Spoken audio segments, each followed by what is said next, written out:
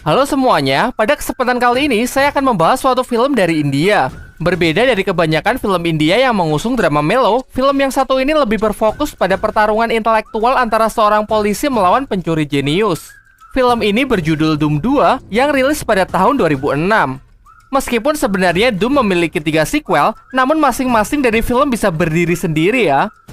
Baiklah, tanpa berlama-lama, mari kita langsung saja ke ceritanya. Film dimulai dengan diperlihatkannya sebuah kereta yang melintasi gurun pasir. Kereta tersebut membawa sebuah mahkota kerajaan yang sangat berharga milik nyonya bangsawan. Sampai datang seorang pencuri sangar yang mengincar mahkota itu. Semua masih merasa aman hingga ketika sang nyonya mengecek kembali mahkota itu sudah tidak ada dan digantikan oleh sebuah simbol huruf A.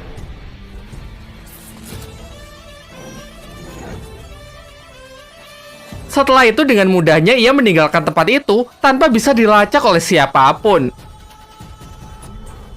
Adegan berganti di sebuah danau yang terlihat sekelompok mafia sedang menunggu barangnya. Kemudian datanglah seorang pria bernama Ali yang membawa barang pesanan mereka. Transaksi berjalan mulus sampai akhirnya secara tidak sengaja Ali menjatuhkan tanda pengenalnya. Di sana pun terungkap bahwa Ali ternyata adalah anggota polisi yang sedang berusaha menangkap para mafia ini. Ketika Ali sudah terpojok, datanglah rekan polisinya dari dalam air yang bernama Jay. Bekerja samalah mereka untuk meringkus para mafia itu. Berbeda dari Ali yang kocak dan ceroboh, Jay ini adalah sosok polisi cerdas yang sangat profesional. Akan tetapi kalau di rumah, ia adalah tipe suami-suami yang takut istri. Ia menjadi pelayan istrinya yang tengah hamil tua. Di sisi lain, terlihat seorang wanita yang tengah serius melatih keahlian menembaknya. Ialah seorang polwan yang bernama Sunil. Karena perawakannya yang sangat mantap, ia sering membuat orang-orang di sekelilingnya jadi salfok. Ali yang baru pertama kali melihatnya, awalnya mengira Sunil ini adalah seorang tahanan karena berada di ruang interogasi. Namun keributan mereka terhenti setelah kedatangan Jay yang ternyata adalah sahabat Sunil ketika masih sekolah. Kedatangan Sunil tidak lain adalah untuk membahas mengenai pencuri sangar yang selalu mencuri benda-benda bersejarah. Menurutnya, pencuri ini sangat cerdas karena dalam setiap aksinya sama sekali tidak bisa dilacak. Namun di TKP, ia selalu meninggalkan sebuah simbol huruf A yang membuatnya dipanggil sebagai Mr. A. Atau Mr. A. Ya, karena bahasa Indonesia lebih baik Mr. A ya. Kembali ke cerita, pada presentasinya, Sunil menjelaskan bahwa sama sekali tidak ada jejak dari Mr. A. Namun Jay menyela karena ia berhasil menemukan jejak. Yaitu dalam setiap aksinya, Mr. A selalu memilih kombinasi tanggal yang berpola. Dari rumus pola itulah, Jay dapat menentukan secara tepat kapan pencurian itu akan dilakukan kembali. Bahkan kerennya lagi, Jay bisa menemukan pola geometri dalam setiap tempat yang menjadi incaran Mr. A.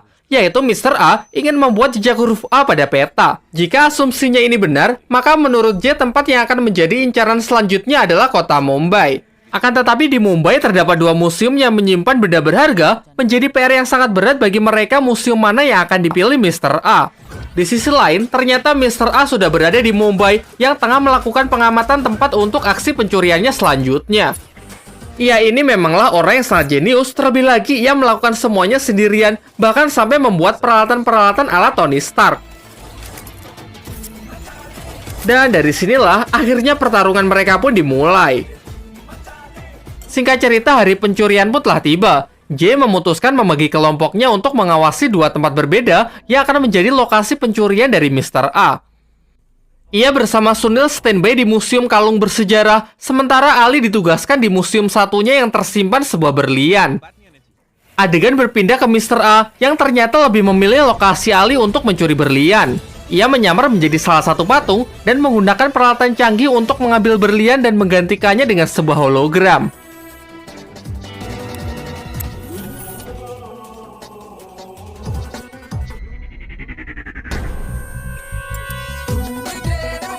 Ali yang ceroboh pun sama sekali tidak menyadari ada gerakan yang mencurigakan.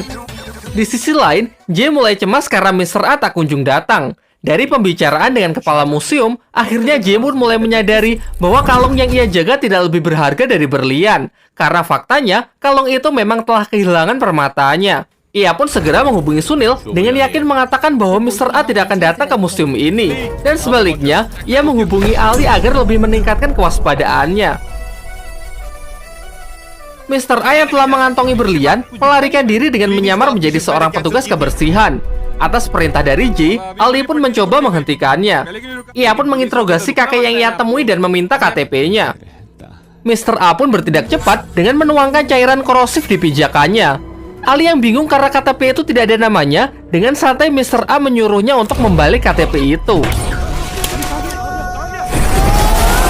Di seberang jalan, Mr. A pun muncul dan mencoba melarikan diri. Terjadilah aksi kejar-kejaran di jalan raya. Bahkan J pun berusaha keras untuk menembakinya dari atas helikopter. Sayangnya mereka kesulitan untuk mengikuti kelincahan dari Mr. A, sampai pada akhirnya Mr. A pun berhasil meloloskan diri dengan memanfaatkan kerumunan.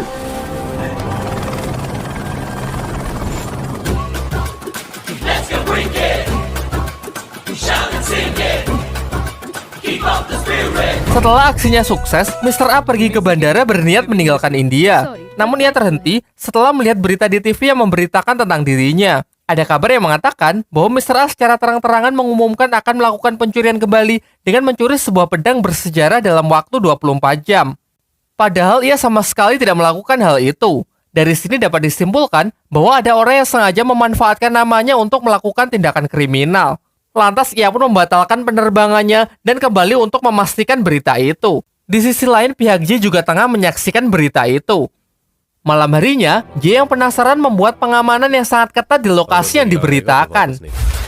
Dan benar saja, terdapat seseorang yang berusaha menyusup ke dalam museum itu.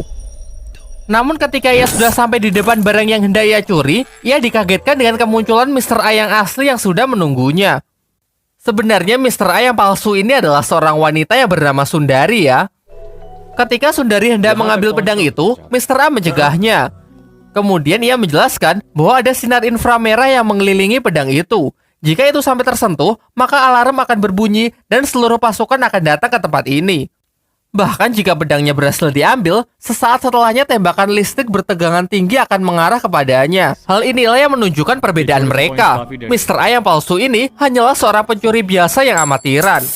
Berbeda dari Mr. A yang sudah menyiapkan rencana matang untuk meloloskan diri. Namun Sundari tidak mematuhinya dan malah kabur sendirian. Di tengah pelariannya, ia hampir tertangkap oleh Sunil. Namun Mr. A datang untuk menyelamatkannya.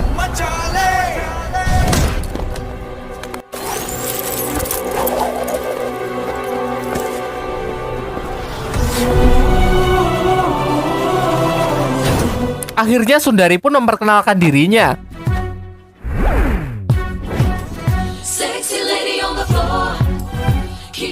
Ia menjelaskan bahwa ia memiliki ambisi yang sama dengan Mr. A, oleh karena itulah ia menawarkan dirinya untuk menjadi partner. Namun Mr. A sama sekali tidak tertarik. Ia mengatakan bahwa dalam pekerjaan ini tidak ada orang yang bisa ia percaya. Ancaman pengkhianatanlah yang membayanginya. Namun Sundari tidak menyerah begitu saja. Ia selalu mendekati Mr. A untuk berusaha meyakinkannya. Hingga akhirnya Mr. A pun percaya dengannya dan benih cinta di antara mereka rasanya mulai tumbuh. Di sisi lain, Sunil tidak bisa lagi membantu J karena pada insiden sebelumnya kakinya mengalami cedera yang cukup fatal. Suatu ketika Sundari pergi ke bioskop dan ternyata di sana J sudah menunggunya. Dari sini akhirnya pun terungkap bahwa Sundari sebenarnya adalah seorang kriminal yang telah ditangkap oleh J. Ia dijanjikan akan dibebaskan dari hukuman hanya jika ia membantu J dalam menyelidiki Mr. A. Jadi pencurian pedang sebelumnya adalah bagian dari rencananya.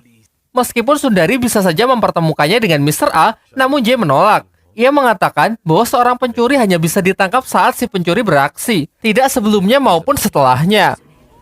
Selang beberapa waktu datanglah Mr. A dengan penyamaran barunya. Namun ia tidak tahu kalau J juga berada di sini.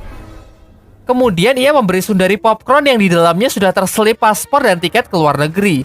Ia pun menegaskan bahwa ini adalah permainan internasional. Singkat cerita, tibalah mereka di Brazil. Di sini J datang bersama Ali dan tinggal di rumah teman Sunil yang juga merupakan orang India. Sementara untuk lebih mengakrabkan diri, Mr. A mengajak Sundari untuk makan malam. Ia lalu mengatakan bahwa ini adalah pertama kalinya ia percaya kepada seseorang. Besoknya, ia mengajak Sundari untuk bermain di outdoor.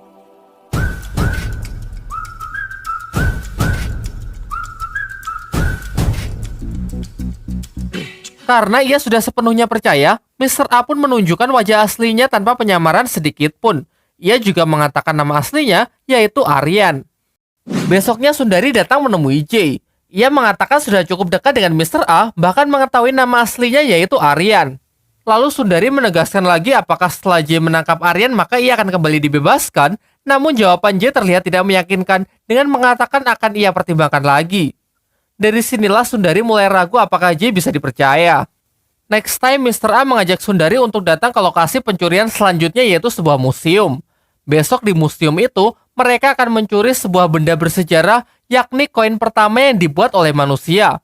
Meskipun terlihat usang, di pasar gelap benda itu bernilai sangat tinggi. Malam harinya, Sundari kembali menemui J untuk mengatakan rencana Mr. A.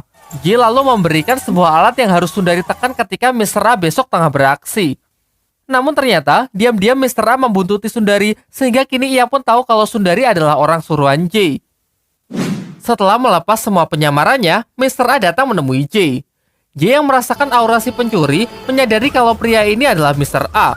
Namun tanpa ragu, ia malah mengatakan identitas aslinya, yaitu seorang polisi India bernama J. Dixit. Begitu pula dengan Mr. A yang mengatakan identitas aslinya. Terjadilah obrolan singkat di antara mereka, sampai mereka pun bertaruh siapakah yang akan menang besok. Setelah itu jangan lupa kalau ini film India yang pasti ada adegan bernyanyi-nyanyi.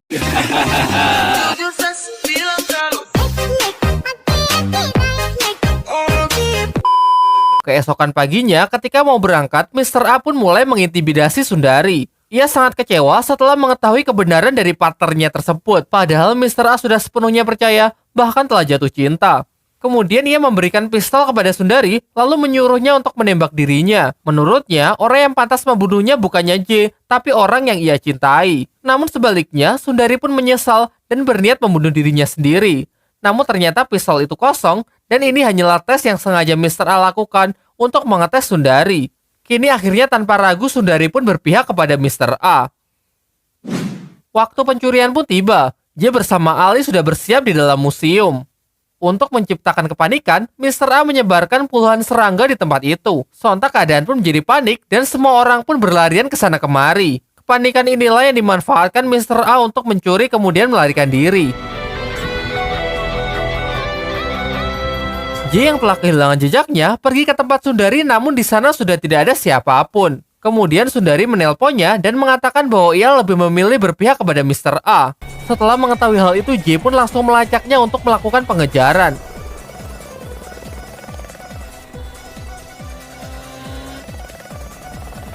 Usahanya tidak sia-sia, akhirnya di sebuah tebing J pun berhasil memojokkannya dan menyandera Sundari agar Aryan mau menyerah. Namun Aryan yang sudah putus asa memberikan kode kepada Sundari agar ia membunuhnya.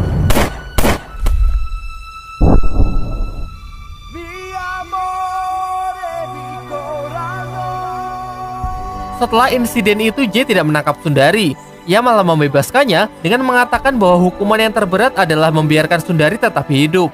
Dan film pun belum tamat. 6 bulan kemudian, terlihat Sundari menjadi pelayan di suatu bar bersama Mr. A yang terlihat sehat walafiat. Ternyata memalsukan kematian adalah bagian dari rencananya. Namun sekarang ia sudah meninggalkan kehidupannya sebelumnya dan memulai hidup baru bersama Sundari di Brazil. Di luar dugaan, ternyata J datang ke tempat mereka. Ia mengatakan sebenarnya ia sudah menyadari rencana Mr. A. Tujuan ia membebaskan Sundari tidak lain adalah agar bisa membawanya kembali ke Mr. A. Namun kemudian J mengatakan hasratnya untuk menangkap Mr. A sudah hilang karena Mr. A sudah tidak mencuri lagi. Ia pun membebaskan mereka dan bersiap kembali ke India. Tamat.